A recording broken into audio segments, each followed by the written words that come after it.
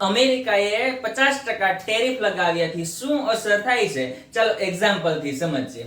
હવે અમેરિકાએ કેટલા ટકા ટેરિફ લગાવ્યો? પહેલા તો ઈ આપને ખ્યાલ હોવો જોઈએ કે ટેરિફ એટલે શું. ટેરિફ એટલે શું? તો કે કોઈ પણ વસ્તુને ઇમ્પોર્ટ કરવાની, બરાબર? એટલે કે માનો કે આપણે અહીંયા આપણા ભારત દેશની અંદર કાપડ બને છે, કાપડને ટેક્સટાઇલ, તો અહીંયાથી કોઈ વસ્તુને જ્યારે અમેરિકામાં લઈ જવામાં આવે તો અમેરિકા વાળા ઈ વસ્તુ ઉપર 50% શું લગાવે છે? કર વસૂલે છે. શું વસૂલે છે? કર. આપણી દેશી ભાષામાં કર વસૂલે છે, બરાબર? જેને ટેરિફ કહેવાય.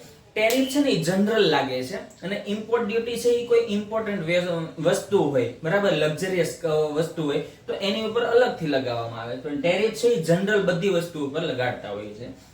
હવે બને કેવું કે કોઈ પણ વસ્તુ છે, માની લો કે કપડા છે, સાડી, બરાબર, આ સાડી 1000 રૂપિયાની હોય,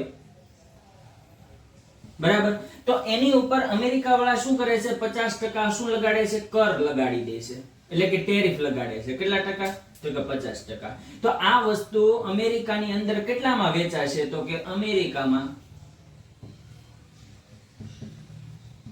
આ જ વસ્તુ 1000 વાળી આપણે જે અહીંયાથી 1000 રૂપિયામાં બનાવી મોકલીએ છીએ એ વસ્તુ ત્યાં જાય એટલે 1500 માં થઈ જાય. કેટલા રૂપિયાની થઈ જાય? 1500 રૂપિયાની. તો આ વસ્તુ અમેરિકામાં મોંઘી થઈ જાય છે. મોંઘી થવાથી આપણે આ વસ્તુની માંગ શું થાય છે? ઘટે છે. અને બીજી જે અધર કન્ટ્રીની જે વસ્તુ હોય છે એની માંગમાં શું થાય છે? વધારો થાય છે.